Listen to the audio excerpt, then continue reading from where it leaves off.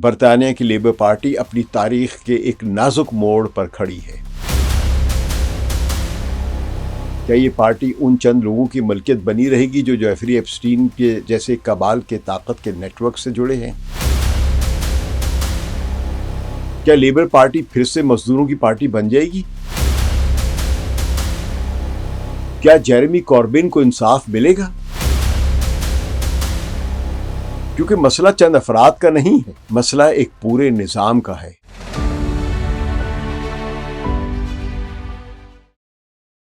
ثقلین امام کا سلام قبول کیجیے۔ برطانیہ کے موجودہ وزیر اعظم کیئر سٹارمر اب اپنے عہدے پر چند دنوں کے مہمان لگ رہے ہیں۔ ان پر یہ سنگین الزام ہے کہ انہوں نے لیبر پارٹی کے ایک ایسے سینئر رہنما جو ٹونی بلیئر کے زمانے سے ہی اہم عہدوں پر فائز رہ چکے ہیں، انہیں جیفری ایپسٹین کے مجرمانہ ریکارڈ والے شخص کے ساتھ تعلقات رکھنے کے باوجود امریکہ میں سفیر مقرر کیا تھا۔ دلچسپ بات یہ ہے کہ بظاہر لیبر پارٹی کے جو ارکان وزیر اعظم سے استعفیٰ مانگ رہے ہیں وہ خود اسی نیو لیبر نظریے کے حامی ہیں جس کے بانی ٹونی بلیئر تھے، ایک ایسا شخص جس پر بین الاقوامی سطح پر جنگی جرائم کے الزامات لگتے رہے ہیں اور جو آج بھی کیئر سٹارمر کی پالیسیوں میں زندہ نظر آ رہا ہے۔ یہاں ایک واضح تضاد نظر آتا ہے۔ لیبر پارٹی کے یہ ارکان ٹونی بلیئر، گورڈن براؤن اور خود کیئر سٹارمر میں ایک چیز مشترک ہے، یہ سب سوشلسٹ نظریات کے حامل جیریمی کوربن کے سخت مخالف رہے ہیں۔ آج یہ سب اپنی سیاسی بقا کی جنگ لڑ رہے ہیں، مگر ان کا بنیادی نظریاتی محاذ اب بھی وہی ایک ہی ہے، لیبر پارٹی کے اندر سوشلسٹ نظریات کی مخالفت۔ اس پورے سیاسی ڈرامے کو سمجھنے کے لیے آئیے ایک کہانی بیان کرتے ہیں۔ یہ کہانی صرف ایک شخص کے بارے میں نہیں، یہ کہانی ایک پورے نظام کے بارے میں ہے، ایک ایسے نظام کے بارے میں جو ہماری آنکھوں کے سامنے کام کرتا ہے، ہماری سیاست کو بدل دیتا ہے، ہمارے نظریات کو مسخ کر دیتا ہے اور ہمارے مستقبل کی سمت طے کرتا ہے، ہماری مرضی کے مخالف۔ ہم اس کہانی کا آغاز ایک نام سے کرتے ہیں، جیفری ایپسٹین۔ اب ایپسٹین کو ہم سب جانتے ہیں، ایک ایسا شخص جس نے کم عمر لڑکیوں کا جنسی استحصال کیا، ایک ایسا مجرم جس سے انسانی اسمگلنگ یعنی ہیومن ٹریفکنگ یعنی انسانوں کی خرید و فروخت، اور ان میں کون سے انسان؟ بچیاں، کم عمر بچیاں، ان کی اسمگلنگ کے جرم میں اس کو سزا ہوئی تھی۔ لیکن ایپسٹین محض ایک مجرم نہیں تھا، وہ ایک بہت بڑی پزل کا چھوٹا سا ٹکڑا تھا، وہ ایک وسیع و عریض عالمی نیٹ ورک کا دروازہ تھا، ایک ایسا دروازہ جو ہمیں اندر کی دنیا دکھاتا ہے، اندر کی وہ دنیا جہاں طاقت، دولت اور انسان کی عزت کا سودا ہوتا ہے اور بنی نوع انسان کو اس کے آگے قربان کر دیا جاتا ہے۔ جب حال ہی میں ایپسٹین کی نجی دستاویزات، اس کی ای میلز، اس کے خطوط، اس کے بہت سارا مواد جو ہے وہ منظر عام پر آیا تو کئی چیزیں واضح ہو گئیں۔ ایپسٹین اکیلا نہیں تھا، اس کے گرد اور اس کے ذریعے ایک پورا گروہ، ایک نیٹ ورک کام کر رہا تھا، جس میں پولیٹیشینز تھے، بینکرز تھے، بلینئرز تھے، بڑے بڑے بزنس مین تھے، بلکہ بزنس فیملیز تھیں، یونیورسٹیز کے پروفیسرز تھے، میڈیا کے بادشاہ، میڈیا مغل جن کو ہم کہتے ہیں، یہ سب ایک دوسرے سے جڑے ہوئے تھے۔ اب اس گروہ کو ایپسٹین کابال کہا جا رہا ہے، لیکن یہ کابال صرف جنسی جرائم تک محدود نہیں تھا، یہ تو محض ایک ذریعہ تھا، اصل مقصد تو کچھ اور تھا۔ اصل مقصد تھا طاقت حاصل کرنا، اثر و رسوخ قائم کرنا اور ان سب لوگوں کو خاموش کروانا یا ختم کرنا جو ان کی طاقت کے راستے میں رکاوٹ بنتے۔ تو یہ چیز صرف امریکہ تک نہیں تھی، دنیا کے کئی اور ملکوں میں، یورپی خاص طور پہ، میں مغربی تہذیب کی بنیاد کہہ رہا ہوں اس کو، وہ اس وقت پوری کی پوری مغربی تہذیب جو ہے وہ جیفری ایپسٹین کی وجہ سے مکمل طور پہ اڑیاں ہو چکی ہے۔ تو بہرحال اس میں ایک برطانیہ کا بھی ذکر آتا ہے۔ برطانیہ کی لیبر پارٹی کی کہانی ایک دلچسپ کہانی ہے۔ اس پارٹی کی بنیاد ایک خواب نے رکھی تھی، مزدور کا خواب، غریب کا خواب، ہر اس شخص کا خواب جو معاشرے میں انصاف چاہتا ہے۔ تو کیئر ہارڈی جیسے لوگوں نے اس پارٹی کو بنایا تھا کئی دہائیاں پہلے، تاکہ عام آدمی کی آواز پارلیمنٹ تک پہنچ سکے۔ یہ پارٹی سوشلزم کی علمبردار تھی، سماجی انصاف کی دائی تھی، سوشل جسٹس جسے کہتے ہیں، اور مزدوروں اور یونین کی جو مدد سے یہ بنائی گئی تھی۔ مگر پھر وقت بدلا، 90 کی دہائی آئی تو لیبر پارٹی میں ایک نئی تحریک چلی جس کا نام تھا نیو لیبر۔ اس تحریک کے پیچھے ایک شخص کا ہاتھ تھا جس کا نام ہے پیٹر مینڈلسن۔ مینڈلسن وہ کردار ہے جسے ہماری پوری کہانی میں سمجھنا بہت ضروری ہے۔ اس کا یہ مطلب نہیں کہ صرف مینڈلسن تھا، یہ گروہ تھا جس کا یہ ایڈیولوگ تھا، جس میں ٹونی بلیئر بھی آتے ہیں اور ان کے بہت سارے ساتھی آتے ہیں، جن کو یہ کہانی بیچی گئی یا یہ خواب بیچا گیا کہ ہم اقتدار میں اس وقت تک نہیں آئیں گے جب تک کہ سوشلزم کو ترک نہ کر دیں اور ایک آج کے دور کی جو مارکیٹ اکانومی ہے اس کو اپنا نہ لیں۔ تو مینڈلسن جوانی میں کمیونسٹ تھا، لیکن پھر اس نے رخ بدلا۔ وہ بہت پہلے عملیت پسند یعنی پریگمیٹسٹ بن گیا، پھر ایک ایسا سیاستدان بن گیا جس کا واحد مقصد طاقت حاصل کرنا تھا، یعنی پاور میں آنا کسی بھی طرح، چاہے اس کے لیے کچھ بھی کرنا پڑے۔ مینڈلسن نے لیبر پارٹی کو ایک نئی ڈگر پر ڈالا۔ اس ڈگر کا نام تھا نیو لبرلزم۔ یہ دراصل سرمایہ دارانہ نظام کا ایک نیا روپ تھا۔ اس ڈگر پر چلتے ہوئے لیبر پارٹی نے اپنے پرانے سوشلسٹ نظریات کو چھوڑ دیا۔ مینڈلسن نے دولت مندوں کو خوش کرنا شروع کر دیا، بڑے بڑے کاروباری اداروں کے مفادات کو ترجیح دی جانے لگی، اور جو پارٹی کبھی مزدور کی پارٹی تھی وہ اب امیر کی پارٹی یا متوسط طبقے کے بھی اوبرا کی پارٹی بنتی چلی گئی۔ مینڈلسن کی اس تبدیلی کے پیچھے کیا وجہ تھی؟ محض سیاسی پریگمیٹزم، پولیٹیکل پریگمیٹزم یا عملیت پسندی؟ نہیں، اس سے کہیں گہری وجہ تھی۔ مینڈلسن اس عالمی کابال سے جڑا ہوا تھا۔ وہ ان طاقتوں کا نمائندہ تھا جو نہیں چاہتی تھی کہ دنیا میں کوئی سوشلسٹ متبادل موجود بھی رہے، جو ہر اس آواز کو دبا دینا چاہتی ہیں جو ان کے مفادات کے خلاف بولتی ہو، یا ان کے بنائے ہوئے سسٹم کے، یعنی ان کی جو عالمی ایک معیشی کا اور فری مارکیٹ اکانومی کا جو نظام انہوں نے بنایا ہوا ہے، استحصال کا جو نظام انہوں نے بنایا ہوا ہے، اس کے خلاف کوئی بھی آواز اٹھے یا اس کا کوئی بھی متبادل نظر آئے۔ تو اب ہم آتے ہیں ایک اور اہم نام پر، جیرمی کوربن۔ کوربن وہ شخص تھا جس نے لیبر پارٹی کو دوبارہ اس کی جڑوں کی طرف لوٹانے کی کوشش کی۔ وہ پرانے سوشلسٹ نظریات کو زندہ کرنا چاہتے تھے۔ وہ مفت تعلیم چاہتے ہیں، صحت کی سہولیات سب کے لیے چاہتے ہیں، امیر اور غریب کے درمیان فرق کم کرنا چاہتا ہے۔ کوربن کی آواز برطانیہ ہی میں نہیں پوری دنیا میں گونجنے لگی۔ نوجوان اس سے متاثر ہوئے۔ برطانیہ کا ہر نوجوان مجھے کوربن کا حامی نظر آیا۔ وہ لوگ جو مایوس ہو چکے تھے انہیں کوربن کی صورت میں ایک نئی امید نظر آنے لگی، اور بہت بڑی تعداد میں نوجوانوں نے لیبر پارٹی کی ممبرشپ حاصل کی۔ یہی اس عالمی کابال، یعنی وہ جو ایپسٹین کابال جو ہے، اس کے لیے سب سے بڑا خطرہ تھا۔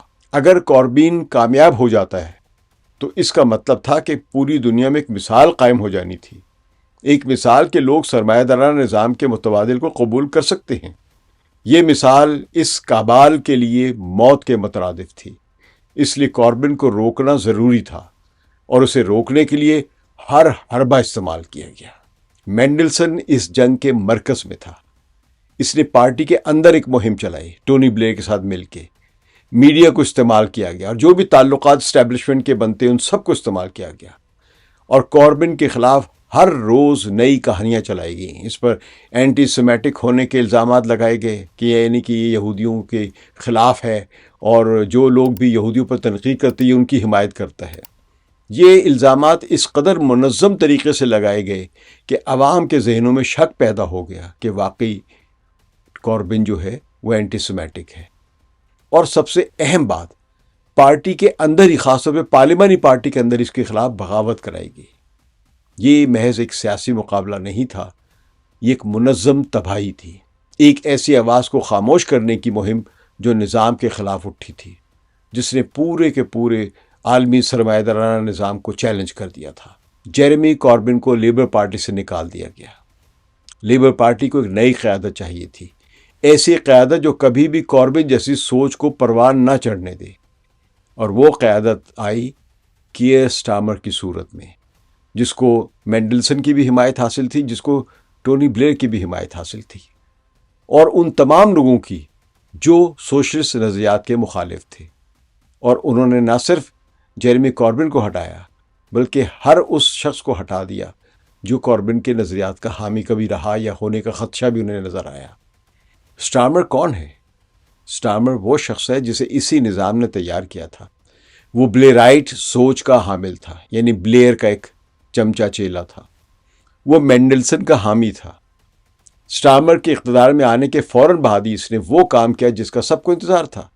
اس نے لیبر پارٹی سے بائیں بازو کی باقیات کو صاف کرنا شروع کر دیا، جیریمی کاربن کو پارٹی میں معطل کر دیا، اس کے لیے زندگی تنگ کر دی، سیاسی زندگی پارٹی کے اندر۔ وہ تمام پالیسیاں جو کاربن کی شناخت تھی انہیں ختم کرنا شروع کر دیا، اس کے حامیوں کو پارٹی سے نکالنا شروع کر دیا یا ان کو انتخابات میں لڑنے کے لیے ٹکٹس ہی نہیں دیے۔ اور پھر اسٹارمر نے ایک ایسا قدم اٹھایا جس سے سب کو حیران کر دیا۔ اس نے پیٹر مینڈلسن کو امریکہ میں برطانیہ کا سفیر مقرر کر دیا۔ یہ تقرری محض ایک سفارتی تقرری نہیں تھی، یہ ایک پیغام تھا۔ یہ پیغام تھا کہ اب لیبر پارٹی پر مینڈلسن کا مکمل کنٹرول ہے۔ یہ پیغام تھا کہ وہ نیٹ ورک جو کاربن کو ختم کرنے کے لیے بنایا گیا تھا اب اپنی جیت کا جشن منا رہا ہے۔ اور سب سے بڑھ کر یہ پیغام تھا کہ عوام کی رائے سے کوئی فرق نہیں پڑتا، طاقت کا مرکز اب بھی وہی لوگ ہیں، ٹونی بلیئر اور مینڈلسن جیسے جو کابال کے حصے ہیں۔ اب ہم موجودہ دور میں آ جاتے ہیں۔ جب ایپسٹین کی ڈاکومنٹس مکمل طور پر منظر عام پر آئیں تو مینڈلسن کا نام بھی سامنے آیا۔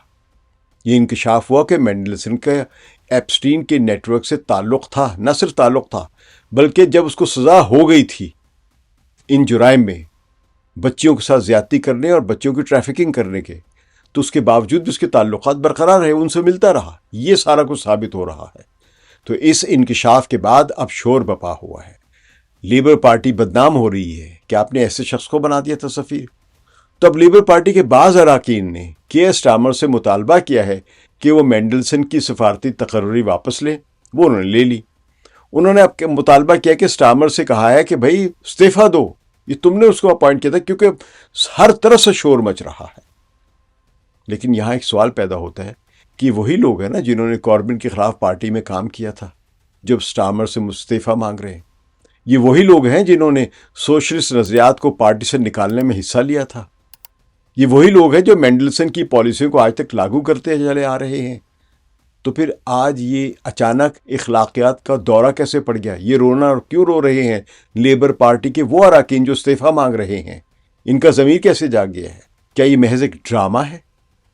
کیا یہ عوام کو یہ باور کرانے کی کوشش ہے کہ پارٹی میں اخلاقیات اب بھی زندہ ہیں، لیبر پارٹی میں شریف لوگ بھی رہتے ہیں؟ اگر اسٹارمر استعفیٰ بھی دے دے مگر مینڈلسن کی تقرری واپس بھی آ جائے، یعنی اس کو سبکدوش کر دیا گیا، وہ گرفتار بھی ہو رہا ہے، اس کی تفتیش بھی ہے، پولیس سے چھاپے بھی مارے ہیں، تو بدلے گا کیا؟ کیا لیبر پارٹی پھر سے مزدوروں کی پارٹی بن جائے گی؟ کیا سوشلسٹ نظریات دوبارہ زندہ ہو جائیں گے؟ کیا جیریمی کاربن کو انصاف ملے گا؟ آپ سب کہیں گے ایسا تو نظر نہیں آ رہا ہے، کیونکہ مسئلہ چند افراد کا نہیں ہے، مسئلہ ایک پورے نظام کا ہے۔ یہ نظام اپنے مخالفین کو ختم کرتا ہے۔ ہم جو کچھ دیکھ رہے ہیں وہ ایک طویل جنگ کا نتیجہ ہے۔ یہ جنگ نظریات کی جنگ ہے، یہ جنگ ان لوگوں کے درمیان ہے جو چاہتے ہیں کہ دنیا چند ہاتھوں میں رہے، اور ان لوگوں کے درمیان جو چاہتے ہیں کہ دنیا سب کی ہو، جہاں انصاف ہو۔ جیریمی کاربن اس جنگ کا ایک سپاہی ہے، اسے لیبر پارٹی میں شکست ہوئی لیکن جنگ ختم نہیں ہوئی ہے۔ پیٹر مینڈلسن اس جنگ کا ایک اور سپاہی ہے، وہ فاتح ہے، لیکن فتح ہمیشہ کے لیے نہیں ہوتی۔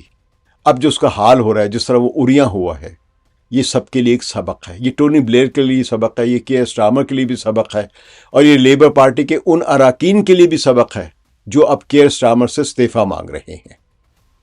آج برطانیہ کی لیبر پارٹی اپنی تاریخ کے ایک نازک موڑ پر کھڑی ہے۔ کیا یہ پارٹی ان چند لوگوں کی ملکیت بنی رہے گی جو جیفری ایپسٹین کے جیسے کبال کے طاقت کے نیٹ ورک سے جڑے ہیں، یا یہ پارٹی ایک بار پھر ان لاکھوں لوگوں کی امید بنے گی جو سوشلسٹ نظریات پر مبنی ایک بہتر دنیا کا خواب دیکھتے ہیں؟ یہ سوال صرف لیبر پارٹی کے اراکین کا نہیں جو پارٹی میں دوبارہ سے سوشلسٹ نظریات دیکھنا چاہتے ہیں۔ یہ سوال ہر اس شخص کا ہے جو برطانیہ میں رہتا ہے یا کہیں بھی رہتا ہے اور ایک عوامی جمہوریت چاہتا ہے، جو ووٹ ڈالتا ہے، جو اپنے مستقبل کے بارے میں سوچتا ہے۔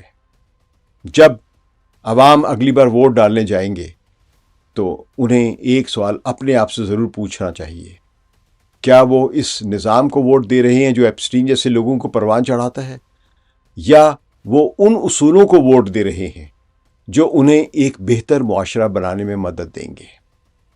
فیصلہ عوام کے ہاتھ میں ہے، طاقت کا سرچشمہ عوام ہے۔ تاریخ پورے کے پورے عوام کا فیصلہ یاد رکھے گی۔ یہ کہانی ختم نہیں ہوئی ہے، لیکن جنگ جاری ہے، اور جب تک جنگ جاری رہے گی امید زندہ ہے۔ شکریہ۔ ثقلین امام کو اجازت دیجیے۔ خدا حافظ۔